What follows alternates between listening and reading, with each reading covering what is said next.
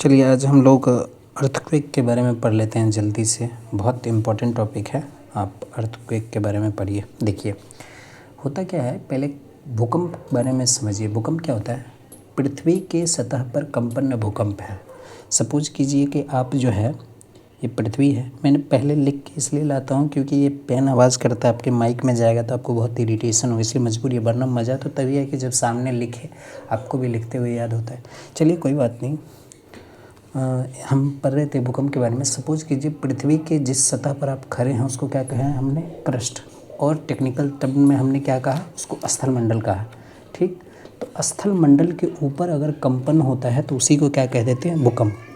अब भूकंप में बड़ा कन्फ्यूजन होता है कि भूकंप ये सिस्मोग्राफ क्या है। तो देखिए जैसे ही भूकंप होगा तो ये मशीन क्या करता है? वह हिलने लगता है। आपका स्थल मंडल हिलने लगेगा तो ये क्या होगा? ये ऐसे ऐसे करके आकृति बनाएगा। ठीक, ये जो आकृति बनाएगा यही सिस्मोग्राफिक यंत्र है। यानी भूकंप क्या करता है कि भूकंप ने जो ऊर्जा उत्पन्न की उस ऊर्जा को नापने का काम सिस्मोग्राफ करता है। इसलिए इसको क्या कहते हैं? भूकंप मापी यंत्र कहते हैं सिस्मोग्राफ को। ठीक, लेकिन अब इसको आप तो समझ नहीं पाएंगे। अब इस आकृति को कैसे आप समझेंगे? इस आकृति को आप समझ नहीं पाएंगे। तो इसको क्या किया कि एक स्केल के रूप में मापता है। इसी को बोलते हैं रिक्टर स्केल। ठीक, रिक्टर स्केल का मान होता है 0 से 9 के बीच में।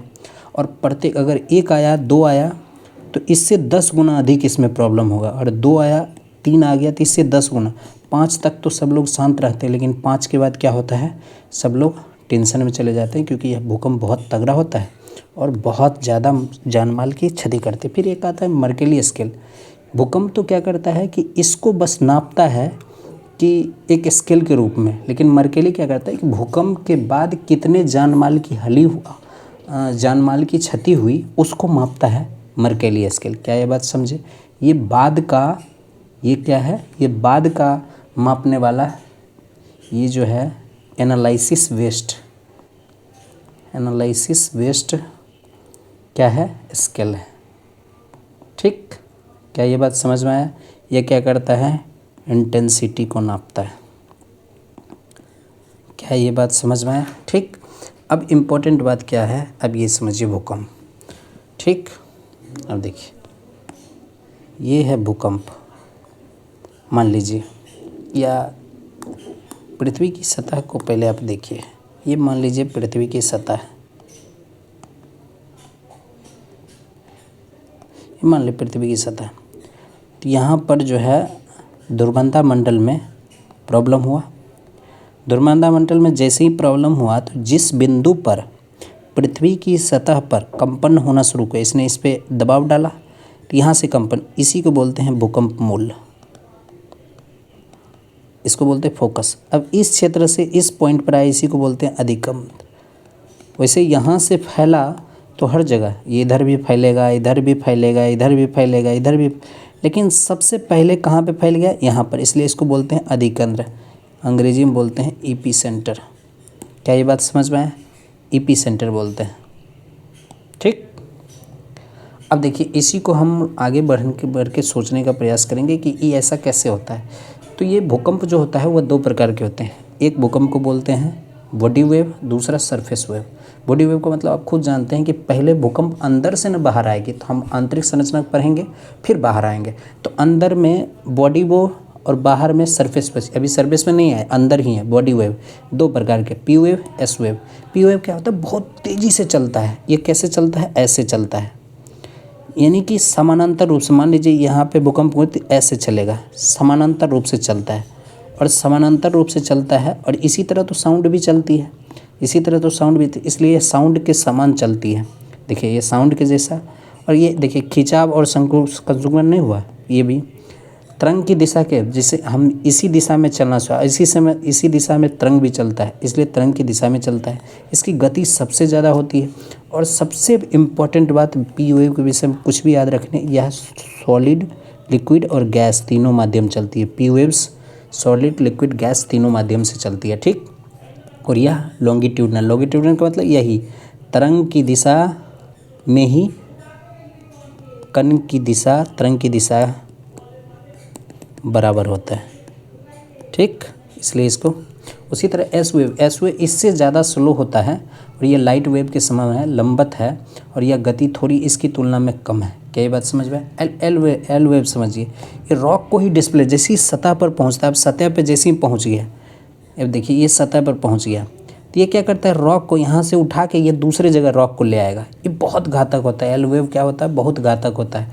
और एल वेव रोलिंग मशीन, इसको रोलिंग कर देता है, इसको रोलिंग मोशन में ला देता है, ऐसे ऐसे रोलिंग मोशन में ला देता है, ठीक। अब इसका समझिए, बड़ी इम्पोर्टेंट बात है कि ये मान लीजिए, अब देखिए हमने क्या कहा कि अंदर का जो क्षेत्र होता है ये लिक्विड होता है,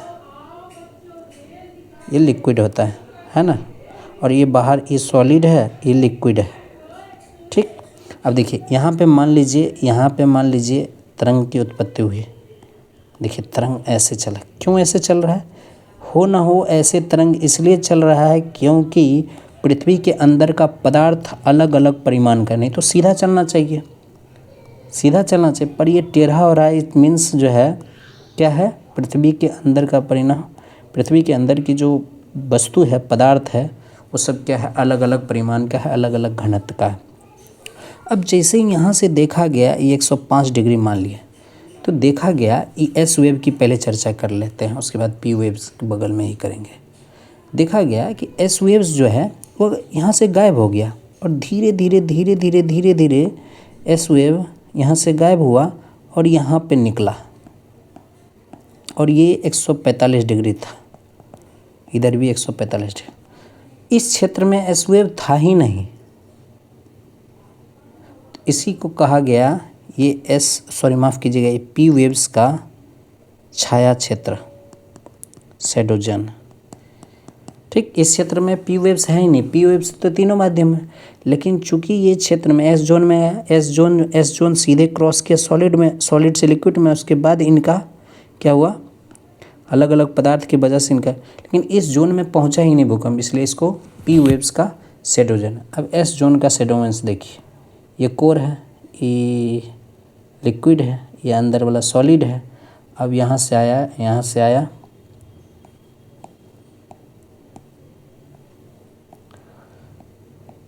देखिए ये आया।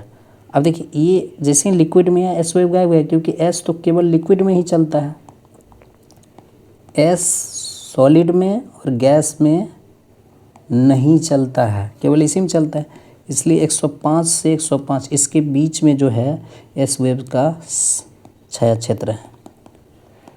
अब आपसे कोई क्वेश्चन पूछेगा कि किसका छाया क्षेत्र बड़ा है, तो आप कहिएगा एस वेव का छाया क्षेत्र पी वेव्स की तुलना में बड़ा है, ठीक।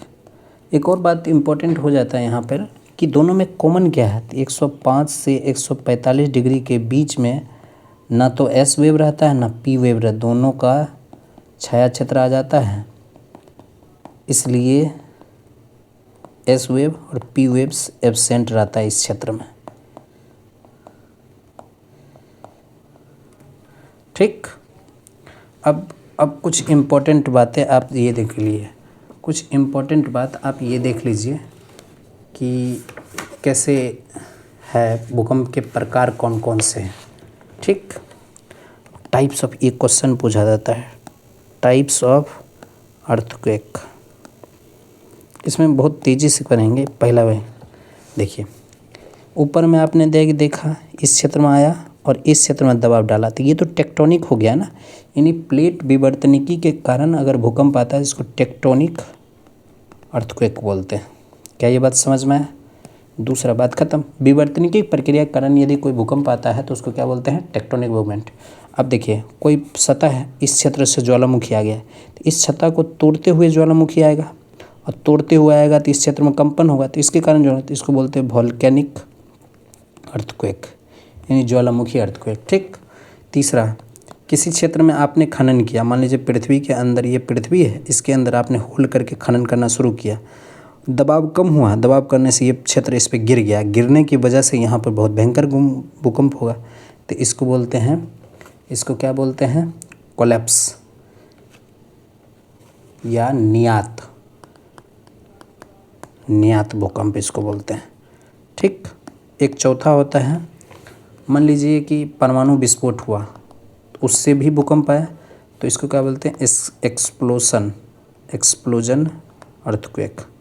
ठीक, पांचवा अर्थक्वेक क्या है, मान लीजिए कोई बांध बनाया और वही बांध गिर के भूकंप लाए, तो इसको क्या बोलते हैं, बांध जनित भूकंप। क्या ये बात क्लियर हुआ?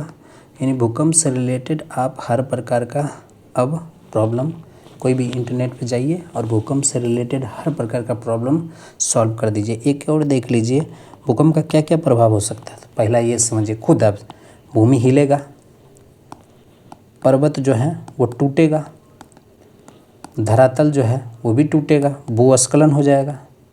ठीक, धरातल हो सकता है कि उसका विस्थापन भी हो जाए, धरातल का विस्थापन भी हो जाए, आग लग सकता है, बांध टूट सकता है, इमारत टूट सकता है, वस्तु गिर सकता है, सुनामी आ सकता है। ये सब प्रक्रियाएं हो सकती हैं।